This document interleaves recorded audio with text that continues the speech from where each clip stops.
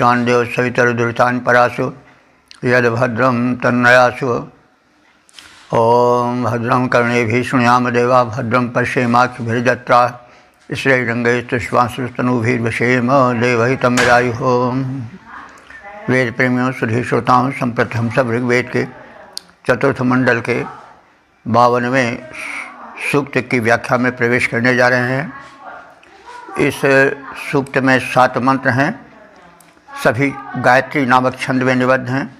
मंत्र दृष्टा ऋषि हैं वामदेव गौतम और देवता है उषा।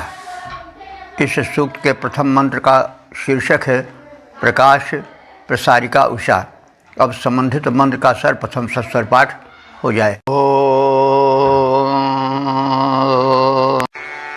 प्रतिश्यासो नरे जने व्युच्छन्दे परिस्मसोः दिवो अदर्शिदुहिता। इस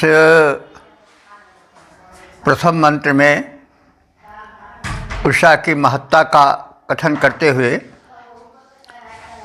उषा के सौंदर्य और चेतना के प्रसारक प्रारूप को ध्यान में रख करके भावभीनी वाणी में ऋषि स्तुति करता है और उषा को स्वर्ग की कन्या बताता है, क्योंकि उषा ऊपर से आती है, कहीं से नई चेतना बिखराती है। बड़ा रूप सुंदर प्रकाश भरा यह रूप नितांत अलौकिक छटा का पोषक है। और ऋषि ने उषा को निशा की बहन बताया है, क्योंकि उषा वो झुलफुला काल होता है जबकि निशा केवल एक हल्का सा अंधकार बनकर रहती है। उषा आती है तो उसके प्रतिबिंब से निशा का जो कृष्ण वर्ण है वो थोड़ा कम हो जाता है और इस प्रकार से जो एक अनुपम आभा फैल जाती है जगती तल पर, उसका मनोरम चित्रण इस मंत्र में है। स्या माने सा, वह,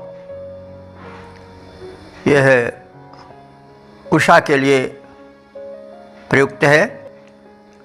सुनरी, ये नर है, नर कहते हैं नेतृत्व करने वाले को, और उसी का स्त्रीवाचक है नरी।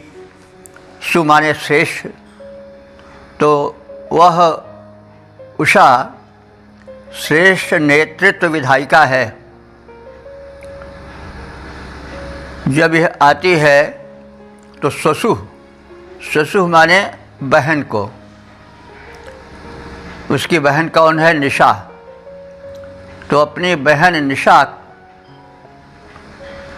के तम को, उसके कालेपन को परिविच्छन्ति, बिखेर देती है, कम कर देती है। और उसके अंतिम प्रहर में वह प्रकाशित होती है। यह उषा दिवह दुहिता, द्विलोक अथवा स्वर्गलोक की पुत्री है। दुहिता पुत्री, प्रति आदर्श, और यह इस उषा काल में दिखाई पड़ रही है, परिलक्षित हो रही है। तो यह स्वर्ग कन्या उषा अपनी बहन निशा के अंतिम प्रहर में उसके कालेपन को कुछ हटा करके उस पर अपनी आलोक की छटा बिखेर करके मनोरम बनाती हुई उस अंतिम निशा के प्रहर को, क्षणों को वह सुंदर बना देती हुई प्रकाशित हो रही है। इस नेतृत्व विधायिका, सर्व प्रेरिका स्वर्ग कन्या उषा के सौंदर्य का दर्शन यज्ञ तल में सभी प्राणी करते हैं। स्वर्ग सुता यह उषा निशा की बहन कही जाती है। स्वर्ग सुता यह उषा निशा की बहन कही जाती है। रजनी के अंतिम वेला में निज आलोक बिछाती है। सर्व प्रेरिका यह सत्कर्मों का नेतृत्व निभाती है। सभी देखते हैं इसको जब यह भूतल पर आती है। इसको हम सवैया छंद में भी देख सकते हैं।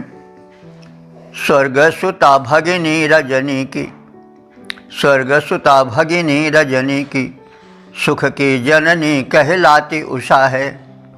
जब जाती निशा तब आती उषा, तो प्रकाश की धार बहाती उषा है। प्रेरिका है सत्य कर्मों की और नेतृत्व के कृत्य निभाती उषा है। नेतृत्व के कृत्य निभाती उषा है। नेतृत्व के कृत्य विधायिका को लखते जब भू पर आती उषा है। ओम वेद प्रेमियों, सुधी श्रोताओं, संप्रति हम सब ऋग्वेद के चतुर्थ मंडल के 52वें सूक्त के दूसरे मंत्र की व्याख्या में प्रवेश करने जा रहे हैं। महंत दृष्टा श्री वामदेव गौतम, छंद गायत्री और देवता उषा हैं। शीर्षक है उषा की महत्ता। अब संबंधित मंत्र का सर्वप्रथम सस्वर पाठ हो जाए।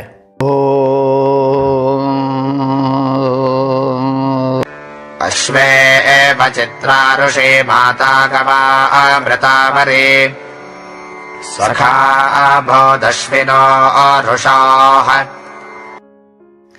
इस दूसरे मंत्र में उषा की महत्ता का कथन है। उसके सौंदर्य, उसके जगत प्रकाश का स्वरूप और उसके स्वास्थ्यकरी प्रारूप पर भी ऋषि ने प्रकाश डाला है। तो जो उषा है वो अश्वा इव चित्रा, अश्वा यानी घोटिका घोड़ी के समान चित्रा माने सुंदर आकर्षक प्रतीत होती है। जैसे घोड़ी कोई अश्वी हो, घोटिका हो, तो उसका बंधा हुआ शरीर रंग बिरंगा झलकता है, बड़ा अच्छा लगता है। वैसे ही उषा प्रतीत हो रही है। और यह कैसी है? अरुषि, अरुषि माने तेजस्विनी है। और कैसी है? गवाम माता। देखिए, गो शब्द जो है वो गाय को भी कहा जाता है और किरण को भी कहा जाता है। तो यहाँ पर प्रसंगानुकूल गो का अर्थ जो है किरण किया जाएगा, क्योंकि उषा आती है तो सूर्य की किरणों के लिए एक आने की भूमिका तैयार हो जाती है। तो यह गवाम माता माने किरणों की जननी है। ऋतावरी माने सत्यशीला है, सत्य की प्रकाशिका है, यानी सदैव यह आती जाती है, इसका एक नियमित समय है। तो ऋत कहते हैं सत्य को, जो हमेशा बना रहे वही ऋत है। तो उषा का आगमन, उषा की उपयोगिता समान रूप से निरंतर बनी रही है, इसीलिए उसको सत्यशीला कहा गया है, ऋतावरी कहा गया। अथवा ऋत यज्ञ को भी कहते हैं। तो उसका जीवन यज्ञमय है, यानी लोकोपकार में है। साथ साथ जब उषा आती है तो यज्ञ कृत्य भी प्रारंभ हो जाते हैं, इसीलिए भी उसे ऋतावरी कहा गया है। उषा अश्विनोह सखाभूत। उषा जो है अश्विनोह माने दोनों अश्विनी कुमारों की सखी है। तो अब अश्विनी कुमारों से क्यों जोड़ा गया? अश्विनी कुमारों की सखी उसे बताया गया, इसलिए कि अश्विनी कुमार जो हैं वो स्वास्थ्य विभाग के नियामक देवता हैं और उषा काल स्वास्थ्य के लिए बड़ा उपयुक्त होता है। इस समय का वातावरण पोषक होता है, वायु में ताजगी होती है और वायु ही प्राणवायु है। उससे जीवन में एक निखार आता है, आयुष्य और आरोग्य का विवर्धन होता है। इसलिए यह अश्विनी कुमारों की सहेली कही गई है, क्योंकि अश्विनियों का भी स्वास्थ्य से संबंध है और उषा का भी स्वास्थ्य से संबंध है, और अश्विनी कुमार इस प्राभातिक वेला में अधिक सक्रिय होते हैं। उषा अश्विनी के समान यानी घूटिका के समान परम सुंदरी है, आकर्षक है, तेजस्विनी है, किरणों की जननी है, सत्यशीला है अथवा यज्ञकृत प्रारंभ कराने वाली है। यह उषा अश्विनी कुमारों की सखी है। सुघर घोटिका जो आकर्षक उषा रश्मि जननी है, परम सत्यशीला अश्विनियों की यह सखी बनी है। ओम वेद प्रेमियों, सुधी श्रोताओं, संप्रति हम सब ऋग्वेद के चतुर्थ मंडल के 52वें सूक्त के तीसरे मंत्र की व्याख्या में प्रवेश करने जा रहे हैं।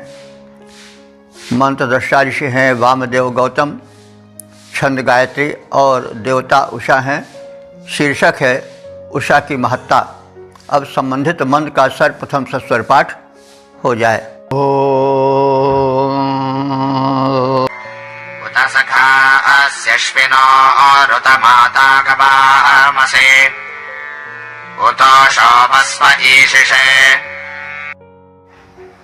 इस तीसरे मंत्र में भी उषा की महत्ता का कथन है। उषा, हे उषा देवी, उत माने और, अश्विनो सखा असि, तुम दोनों अश्विनी कुमारों की सहेली हो, सखा हो। और उत माने और, गवाम माता असि, गवाम माने किरणों की माता हो, क्योंकि तुम आती हो तो किरणें उत्पन्न होती हैं, तो किरणों के उत्पन्न या उत्पत्ति का हेतु होने के कारण तुम उनकी माता हो।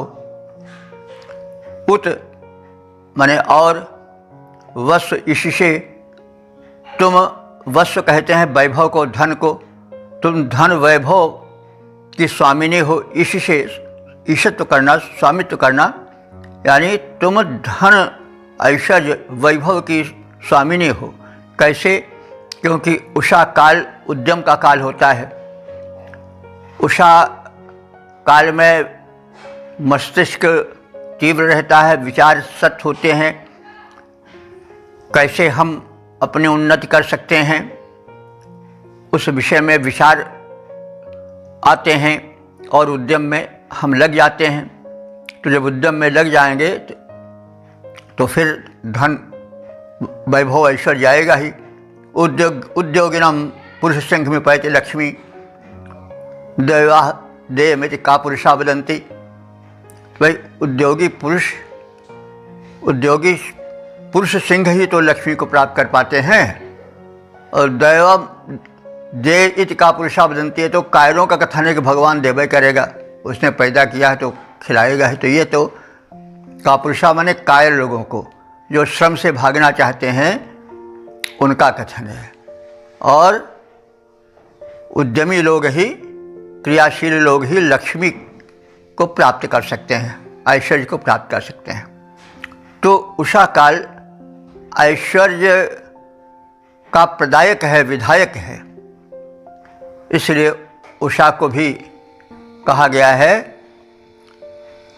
ऐश्वर्यों वसु, ऐश्वर्यों पर स्वामित्व करने वाली, यानी ऐश्वर्यों की स्वामिनी के रूप में उषा को देखा गया है। तो हे उषा, तुम अश्विनी कुमारों की सखी, किरणों की माता और धन वैभव की स्वामिनी हो। तुम अश्विनियों की सखी, किरणों की माता हो, तुम अश्विनियों की सखी, किरणों की माता हो, तुम धन की स्वामिनी और सब सुख की दाता हो। ओम वेद प्रेमियों, सुधी श्रोताओं, संप्रति हम सब ऋग्वेद के चतुर्थ मंडल के 52वें सूक्त के चौथे मंत्र के व्याख्या में प्रवेश करने जा रहे हैं। मंत्र दृष्टा ऋषि वामदेव गौतम, छंद गायत्री और देवता उषा हैं। शीर्षक है उषा की महत्ता। अब संबंधित मंत्र का सर्वप्रथम सस्वर पाठ हो जाए।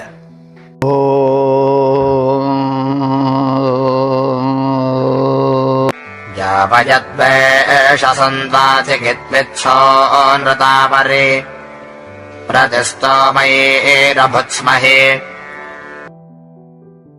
इस चौथे मंत्र में उषा के गुणों का, वैशिष्ट्यों का कथन है।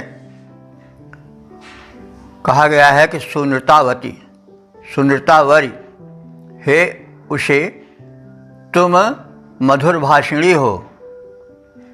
तो मधुर भाषिणी इस रूप में कहा जा सकता है कि उषा काल में प्रार्थनाएं होती हैं अथवा पक्षी चहचहाने लगते हैं तो पक्षियों का कलरव जो है वही उसका मधुर भाषण है। तो हे उषे तुम मधुर भाषिणी हो। और कैसी हो? यावयत द्वेषसम, यावयत कहते हैं दूर करने वाली, द्वेषसम माने द्वेषियों को, शत्रुओं को। तुम शत्रु बाधा हरने वाली हो, शत्रुओं को दूर करने वाली हो। तो शत्रु कौन है? अंधकार शत्रु है, क्योंकि वह व्यक्ति को कर्म से विरत कर देता है, दूर कर देता है।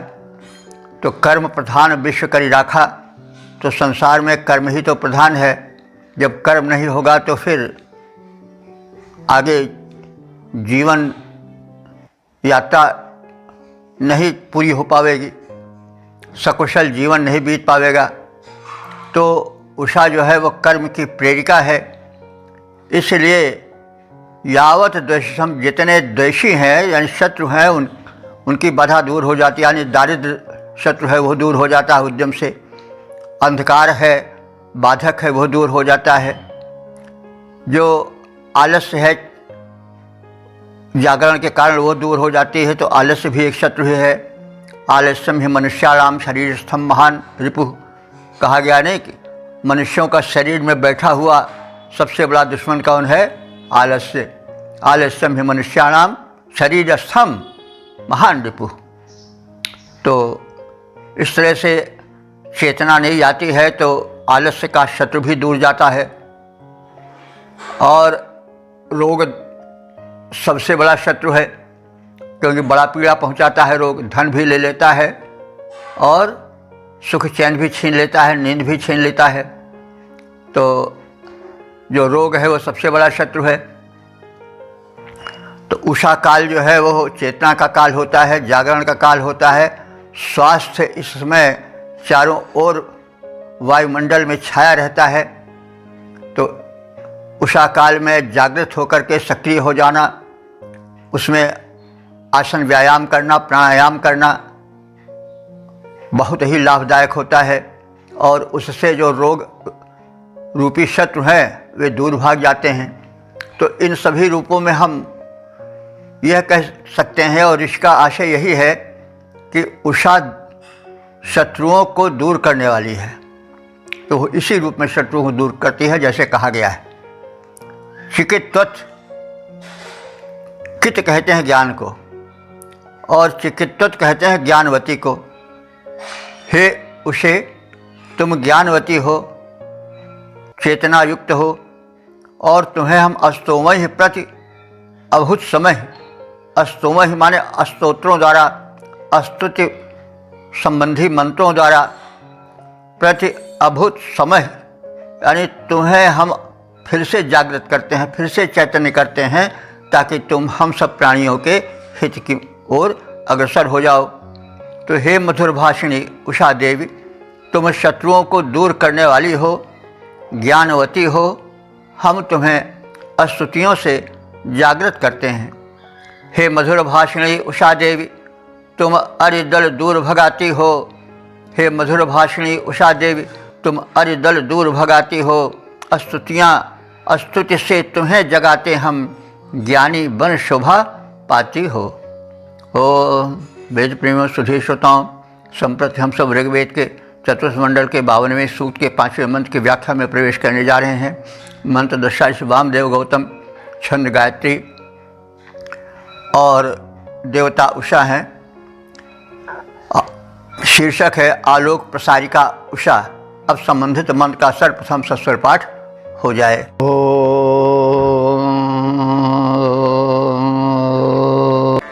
प्रतिभद्रा अदृक्षत गवां सर्गान रश्मजाः ओषा अप्रा उरुज्रजाः। इस पांचवें मंत्र में उषा काल में मंगलमय स्वास्थ्यप्रद किरणों का बिखरना, उनकी शोभा और उनकी महत्ता का कथन है। ऋषि कह रहा है कि भद्रा रश्मया, भद्र माने कल्याण और रश्मया माने किरणें। तो जो कल्याणकारिणी किरणें हैं उषा काल की, कल्याणकारी इसलिए हैं कि जागृत फैलाती हैं, प्रकाश देती हैं, अंधकार से विमुक्त करती हैं। फिर इन किरणों में बड़ा स्वास्थ्य होता है। प्रातःकालीन सूर्य की किरणें अमृतवत होती हैं। उनके सेवन से अपूर्व स्वास्थ्य, सुख और समृद्धि की उपलब्धि होती है। तो भद्राह रश्मियाः, ये उषा काल की जो कल्याणमयी किरणें हैं, ये बड़ी सुशोभित होती हैं। कैसे? गवाम सर्गाह न, यहाँ पर गो शब्द का अर्थ गाय होगा। तो गवाम सर्गाह, सर्ग माने शिष्य, गवाम सर्गाह न, जैसे गायों का समूह मुक्त हो जाए तो चारों ओर फैल करके बड़ा अच्छा लगे, सुशोभित हो, तो वही शोभा जो गायों के झुंड के इधर उधर बिखर जाने से होती है, वही शोभा कल कोमल किरणों के सर्वत्र वातावरण में विस्तृत होने के समय में होती है। और वह बड़ा ही सुशोभन दृश्य अदृक्षित माने दिखाई पड़ रहा है इस उषा काल में।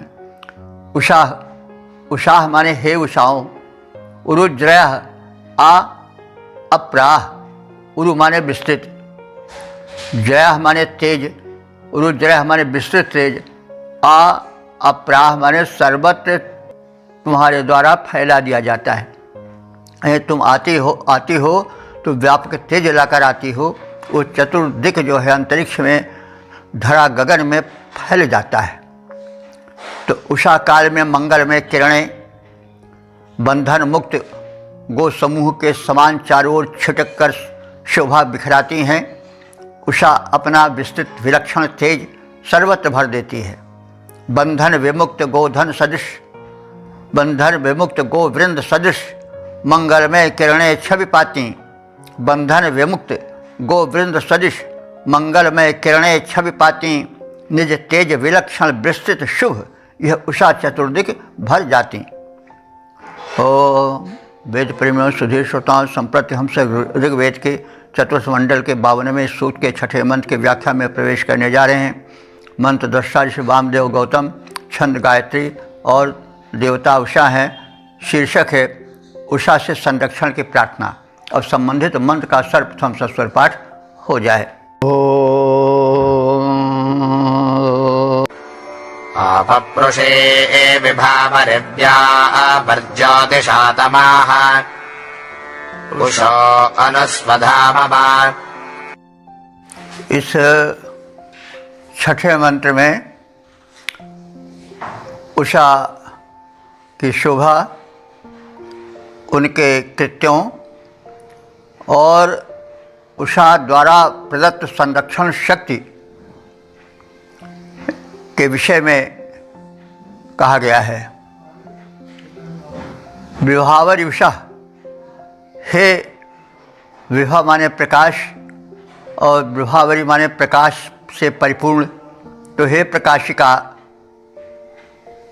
उषा देवी, आप पृषि, तुम तेज से जगत को भर देने वाली हो। आप पृषि माने भर देना, किससे भर देना? तेज से। तुम आप पृषि, तुम जगत को तेज से परिपूरित कर देने वाली हो। ज्योतिषा तमः वि आवह, ज्योतिषा माने प्रकाश से, तम माने अंधकार को दूर हटा देने वाली हो।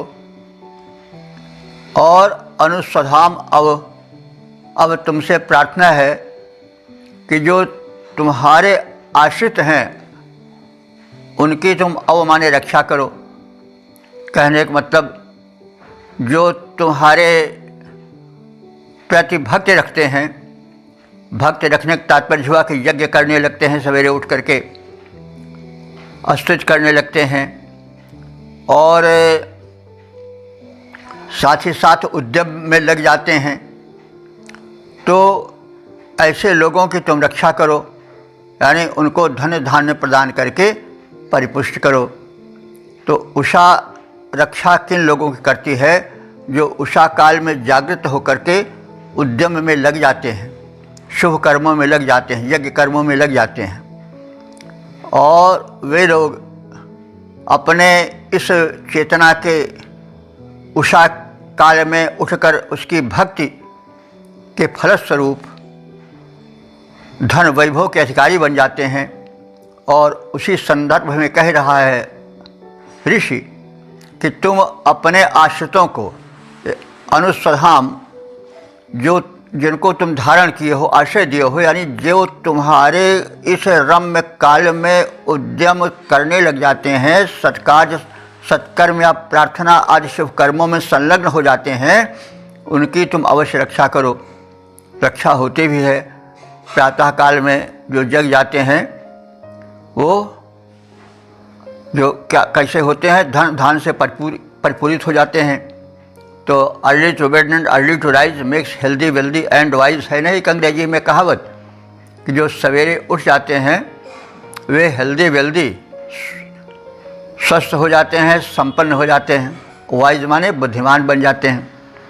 तो इसलिए अर्ली टू राइज, तो ये तो सर्वमान तथ्य है कि प्रातः काल उषा काल का जो संपर्क होता है उसमें जागरण होकर के जो सक्रिय हो जाने का तथ्य है, सक्रिय हो जाने की जो प्रक्रिया है वो धन वैभव बुद्धिमत्ता को प्रदान करने वाला है। ऋषि बार बार कह रहा है, इसलिए हम सबको चाहिए कि हम उषा काल में जगें, शुभ कर्मों में लगें, अपने जीवन को यज्ञ बनावें और प्रार्थनामय बना दें, तो हमारा कल्याण होगा ही। यदि हम इसका उपयोग नहीं करेंगे तो दुख और द्वंद्व हमारे पीछे लगा रहेगा। तो इसीलिए ऋषि कह रहा है कि वे लोग जो तुम्हारे आश्रित हैं, यानी तुम्हारा सेवन करते हैं और उषा काल में उठ जाते हैं, सत्कर्म में संलग्न हो जाते हैं, उद्यमी हो जाते हैं, उनकी तो तुम रक्षा करो। अवश्य उनके तन मन धन स्वास्थ्य आदि का संवर्धन करो, संरक्षण करो। तो हे दीप्तिमती उषा देवी, तुम तेज से जगत को भर देने वाली हो, प्रकाश से अंधकार को विनष्ट कर देने वाली हो। और अब तुमसे यह निवेदन है कि तुम उन लोगों को अपने आश्रय में लो और जो तुम्हारे आश्रित हैं, यानी उषा काल में जागृत होकर उद्यमशील हो जाते हैं, उनको तुम पूर्ण संरक्षण प्रदान करो। तो इसमें उषाकालीन जागरण और सत्कर्मों में संलग्न होने का कथन है। दीप्तिमती है उषा, तेज से सारे जग को भर देना। दीप्तिमती है उसे, तेज से सारे जग को भर देना। प्रभा प्रसारित कर पहले तिमिराच्छादन को हर लेना, तदुपरांत इस निज संरक्षित जन को भी संरक्षण देना। ओम वेद प्रेमियों सुधी श्रोताओं, संप्रति हम सब ऋग्वेद के चतुर्थ मंडल के 52वें सूक्त के 7वें मंत्र की व्याख्या में प्रवेश करने जा रहे हैं। मंत्र दृष्टा से वामदेव गौतम, छंद गायत्री और देवता उषा हैं। शीर्षक है जगत प्रकाशिका उषा। अब संबंधित मंत्र का सर्वप्रथम सस्वर पाठ हो जाए। आद्यान्तनाशिरश्मिभिरान्तरिक्षमुरप्रियम् उषः शुक्रेण शोचिषा। इस 7वें मंत्र में उषा की उदारता, उसके प्रकाशक रूप, उसके तेजस्विता, जल थल नभ में उसके व्याप्त होने का कथन, उसकी उपयोगिता और उसके सौंदर्य को उद्घाटित करता है। ऋषि कह रहा है कि उषा, हे उषा देवी, रश्मिभिर्द्याम आतनोषि, तुम अपने कल किरणों द्वारा द्युलोक को, नभतल को भर देती हो, और शुक्र शुचिषा अपने शुद्ध, शुक्र माने तेजस्वी, शुद्ध, शुचिषा माने प्रकाशक किरणों द्वारा प्रियम उर्व अंतरिक्षम आ, प्रियम, प्रियम माने प्यारे, उर्व माने व्यापक, अंतरिक्ष माने आकाश को तुम भर देती हो, परिपूरित कर देती हो। तो तुम्हारे अनंत उपकार हैं। तुम अंधकार दानव के जबड़े में पड़े हुए संसार को विमुक्त करती हो, कल कोमल किरणों के स्वर्णिम जाल को विस्तृत कर देती हो, आलोक से भुवन को भर देती हो, अपने तेजस्विता से, शुक्ल वर्णिता से सर्वत्र जगती तल को परिपूरित कर देती हो। अंतरिक्ष तुम्हारे कल कोमल किरणों के विस्तार से परम सुशोभित होने लगता है।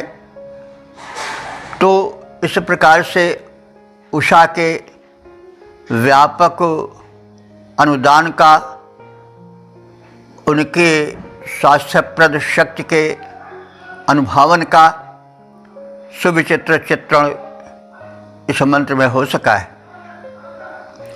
हे उषा देवी, तुम अपने रश्मि जाल से द्युलोक को भर देती हो, शुद्ध प्रिय प्रकाश से विस्तृत अंतरिक्ष परिपूरित हो जाता है। यह सब तुम्हारी अनुकंपा है। तुम प्रकाश की दूतिका हो, प्रकाश को जीवन में भर देने वाली हो, अंधकार को हर लेने वाली हो। उषा देवी निज रश्मि जाल से भरती दिव्य लोक सारा, विस्तृत अंतरिक्ष को भरती पावन प्रिय प्रकाश द्वारा। तो इस प्रकार से हमने इस मंत्र को, जो इस सूक्त का समापन वाला मंत्र है, समझा। इसी ब्याज से, इसी बहाने से उषा की उपयोगिता, उसकी महत्ता, उसके प्रकाशमय स्वरूप का ज्ञान प्राप्त किया। अब हम इस सूक्त के संक्षिप्त प्रारूप से परिचित हो लें।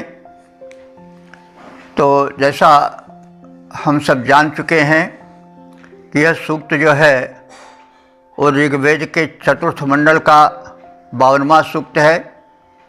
इसमें 7 मंत्र हैं, 7 गायत्री छंद में निबद्ध हैं। मंत्र दृष्टा ऋषि वामदेव गौतम हैं और जो देवता है वो उषा है।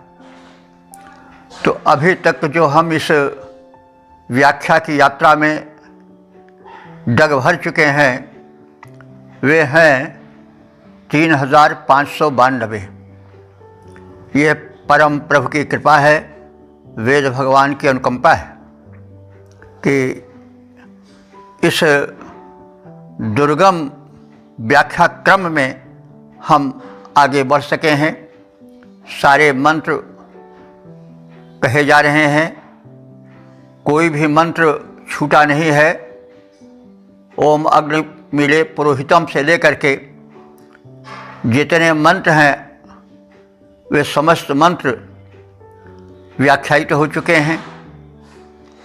हमने चेष्टा की है कि उनको जो है वो सुबोध और सरल बनाया जाए, वेद की वैज्ञानिकता से, उसकी भावमयता से, उसकी शुचिता से, लोककारक रूप से परिचय प्राप्त किया और कराया जाए। तो अब हम इस सूक्त के संक्षिप्त रूप का, उसके सारांश का परिचय भी प्राप्त कर लें। इस सूक्त में उषा को प्रेरिका बताया गया है, क्योंकि जगत प्राणी मात्र निशा के अंधकार में तमस की चादर ओढ़कर पड़ा रहता है, चेतना लुप्त रहती है और उद्यम रुक जाते हैं। उषा का आगमन होता है, अंधकार छट जाता है, सर्वत्र कोमल कल किरणों का जाल बिखर उठता है, संसार जगमगा उठता है, एक अपूर्व आभा का विस्तार होता है। तो यह सब उषा की महिमा है और उसका बड़ा महत्व होता है, जो चेतना जगाता है, जो तमस में लीन कर देता है, वह महिमा मंडित नहीं हो सकता है। निशा तम की चादर डाल करके संसार को कर्म से, उद्यम से विरत कर देती है। हाँ, उसका भी अपना महत्व है कि एक विश्राम देता है संसार, लेकिन कर्म जाल तो रुक ही जाता है सज्जनों का, चोरों और चंडालों का भले बिखर जाएगा, लेकिन जो सज्जन होते हैं वो तो इस समय विश्राम ही करते हैं। अपना अलग अलग महत्व है सभी वस्तुओं का, लेकिन वह जो उद्यम में लीन कराए, जो सत्कृत्य कराए, जो अंधकार से प्रकाश की ओर ले जाए, उसका विशेष महत्व होता है, वह विशेष महिमा मंडित होता है। इसलिए उषा के सौंदर्य का, उसके प्रेरक प्रारूप का, उसकी महत्ता का, उसके सौंदर्य का गुणगान करता हुआ ऋषि थकता नहीं है। उषा में रूप सौंदर्य के साथ ही साथ कर्म सौंदर्य भी दिखाई पड़ता है, क्योंकि कर्म में एक सौंदर्य होता है। आलसी को देख करके हम प्रसन्न नहीं होते हैं, कर्मठ को देख करके हमें प्रेरणा मिलती है और प्रसन्नता होती है। तो उषा प्रेरिका है, शुभ कर्म करने के लिए, उद्यम में लगने के लिए नवीन प्रेरणा और नवीन चेतना भर देती है जीवन में। इसलिए उसका विशेष महत्व है, प्रकाश का विशेष महत्व है। और फिर उषा का काल तो कल कोमल किरणों के जाल के बिखरने का काल होता है, इसलिए वह विशेष मनोरम और आकर्षक होता है। तो ऋषि या हम सभी सौंदर्य के पुजारी हैं, उद्यम के पुजारी हैं, और इसलिए उषा काल का विशिष्ट महत्व है। तो उषा को प्रेरिका कहा गया है इस सूक्त में, क्योंकि वो सत्कर्म में लगाती है और उद्यमशील बनाती है, प्रेरणा भरती है, इसलिए वो प्रेरिका है। वो प्रकाशिका भी है, क्योंकि अंधकार से मुक्त कराती है और कोमल प्रकाश का प्रसार करती है जगती तल में, इसलिए वह प्रकाशिका है। और प्रकाश फैलाने वाला का बड़ा महत्व है। तमसो माँ ज्योतिर्गमय, ऋषि बार बार कहता है कि हमको अंधकार से ज्योति की ओर ले चलो। यही जीवन है। अंधकार में हम भटकते हैं, लड़खड़ा जाते हैं, वह जीवन का जो है वह एक दुखद पक्ष होता है। लेकिन हम सक्रिय हों, हम प्रकाश में गतिशील हों, यह बड़ी चीज़ है। तो उषा प्रकाशिका है, उषा जागरण की दूतिका है। वो आती है, जागरण फैलाती है, कर्म में लीन कराती है। और उषा को निशा का बहन भी बताया गया है और बड़ा सुंदर प्रकृति चित्रण प्रस्तुत किया गया है कि बहन बहन का कल्याण करती है। नहीं तो क्या है कि निशा तो बड़ी कुरूपा है, लेकिन जब उषा का मेल होता है उससे, तो उषा उसके उस काले घुप रूप को कुछ हरण करके उस काली माँ को और थोड़ा एक सांवलापन ला देती है। यानी निशा रहती है व्याप्त, उषा आती है तो उसका जो घोर काला मुख है वह कुछ सांवलेपन की ओर चला जाता है, यानी झुलफुलापन आ जाता है। तो बहन अपने बहन का कल्याण करती है, उसको कुरूपा से सुरूपा बनाने की ओर सचेष्ट होती है। तो जब उषा आती है तो निशा का जो अंधकार है वह छट करके एक सौंदर्य का प्रसार करने लगता है। तो वही झुलफुला काल है और उसी को देख करके यह ऋषि ने कहा है कि उषा अपने बहन निशा के उस काले कुरूपपन को अपनी प्रभा द्वारा हटा देती है, उसकी प्लास्टिक सर्जरी से कर देती है। तो इस प्रकार से जो उषा है वो अपने बहन निशा का भी कल्याण करती है और जगत कल्याण तो करती ही है। पक्षी जग जाते हैं, कलरव करने लग जाते हैं। इसी को मंत्र में कहा गया है कि उषा कलभाषिणी है। तो कलभाषिणी का अर्थ हुआ कि कलरव से युक्त उषा की बेला बड़ी ही मनोरम है, जैसे किसी की कोमल वाणी हृदय को बहुत प्रिय लगती है, वैसे उषा का जो प्रातःकालीन कलरव है वो उषा की कोमल वाणी है जो कि परमानंद प्रात्री है।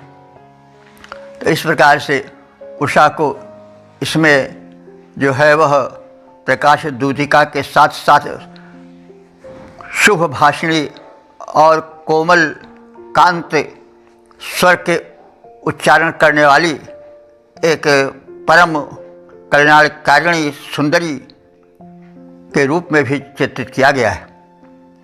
तो वह धन्य है जो दूसरों के कुरूपता को हर ले। भाइयों में बहनों में कभी कभी संघर्ष होता है, एक ईर्ष्या भाव भी जग जाता है और वे नहीं चाहते कि हमसे समुन्नत कोई हो। लेकिन देखिए ये शिक्षा है उषा के द्वारा जो दी गई है कि भाई अपने संबंधी की कुरूपता को हरण करो, उसको अधिक दर्शनीय बनाओ। तो इसलिए जो कहा गया है कि उषा निशा के उस काले घुप प्रारूप को हटा करके उसका रूप सलोना करने लग जाती है और वही उषा काल है, मिलन होता है दो बहनों का। तो इस प्रकार से उषा की महिमा का मंडन हुआ है और साथ साथ उसे अश्विनी कुमारों की सखी भी कहा गया है। अश्विनी कुमार देववैद्य हैं जो इस जगती तल में स्वास्थ्य विभाग है उसके नियामक हैं, संरक्षक हैं अश्विनी कुमार। तो अश्विनी कुमारों की यह सहेली क्यों है? क्योंकि उषा काल में स्वास्थ्य का खजाना खुल जाता है। वो जो स्वास्थ्य प्रदायक वातावरण होता है वो स्वास्थ्य लुटाता है। तो अश्विनी कुमार और उषा दोनों एक ही लक्ष्य, एक ही मार्ग, एक ही उद्देश्य के पूरक हैं, इसलिए परस्पर सखा भाव से युक्त उनको दिखाया गया है। और कहा गया है 2 या 3 मंत्रों में कि हे उषे तुम अश्विनी कुमारों की सहेली हो। तो यह कहने का यही तात्पर्य है कि दो स्वास्थ्य कर्मी का सम्मिलन हो जाता है। अश्विनी कुमार और उषा जो स्वास्थ्य सुख सौंदर्य है उसके प्रेरक हैं, उसके विस्तारक हैं, उसके संचालक हैं और एक ही उद्देश्य से जुड़े होने के कारण उनमें सखीत्व है, परस्पर मेल जोल है। तो दोनों सक्रिय होते हैं अश्विनी कुमार और उषा इस प्राभातिक वेला में, इस झुलफुलेपन में। तो इस प्रकार से यह भी कहा गया है। और उषा उद्योग का प्रसार करती है। याज्ञिक प्रक्रिया विशेष रूप से इस समय संचालित होती है और उससे वातावरण का शोधन होता है। स्तुति मंत्रों से धरातल गगनतल भर जाता है। यह देखिए उस सतयुग का, वैदिक युग का महत्व है। उस समय उषा काल में चारों ओर अग्नि की कोमल ज्वालाएं फैलने लगती हैं, आहुतियाँ अर्पित की जाने लगती हैं, सुगंधित वातावरण, स्वस्थ वातावरण चारों ओर फैल जाता है। उधर प्रकृति में उषा आती है, पक्षी कलरव करने लग जाते हैं, शीतल मंद सुगंध पवन का प्रवाह चल पड़ता है। इधर धरती पर कर्मजाल जो है वो फैल जाता है, याज्ञिक प्रक्रिया प्रारंभ हो जाती है। ओम स्वाहा स्वधा आदि मंत्रों से गुंजरित हो जाता है वायुमंडल और पूरा संसार सात्विकता में स्नात हो जाता है। तो इस प्रकार से यह उषा काल दिव्य काल है। यह वेद मंत्रों के गुंजार का काल है। वही समय आज भी आ जाता तो कितना अच्छा था। लोग प्रभातिक वेला में उषा काल में उठ जाते, वेद मंत्रों का उच्चारण होने लग जाता, कल कोमल ध्वनियों द्वारा वातावरण भर जाता। उधर उषा अपने स्वर्णिम किरणों के जाल को फैलाती, इधर ऋषियों द्वारा मंत्रोच्चारण होता और यह सब मिल करके कितना सुहावना और कितना स्वास्थ्यप्रद, कितना ही हर्षदायक क्षण होता। यही व्यवस्था आज भी होनी चाहिए कि प्रभातिक वेला में कुछ ऐसी व्यवस्था हो कि लोग यज्ञ रचा में मंत्रोच्चारण हो, चारों ओर स्वाहा स्वधा नमस्ते का कि कल कोमल वाणी से वायुमंडल परिपूरित हो जाए।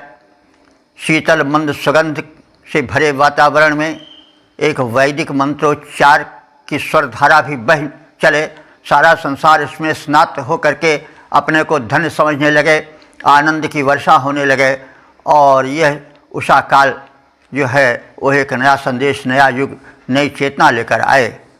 तो इसीलिए अंत में ऋषि ने यह भी कहा है कि हे उषा देवी, तो हमारे जीवन को उद्यम से भर दो, सुख से भर दो, सौंदर्य से भर दो, स्वास्थ्य से भर दो और जो तुम्हारे आश्रित हैं, तुम्हारे प्रेमी हैं, तुम्हारे भक्त हैं, वे किसी प्रकार से दुखी न होने पावें।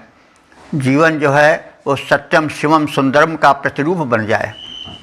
इस प्रकार से हम इस उषा सूक्त के विषय में जानें, लेकिन जानने के साथ उसे जीवन में उतारना भी चाहिए। और आप वैदिक मंत्रोच्चार को उतारें, वैदिक विचारधारा को उतारें, उसका प्रचार प्रसार करें और अपना कल्याण और लोक का कल्याण करें। यह मैं आप सबसे विनती करता हूँ। ओम सर्वे भवन्तु सुखिनः, सर्वे सन्तु निरामयाः, सर्वे भद्राणि पश्यन्तु, मा कश्चित् दुःख भाग् भवेत्।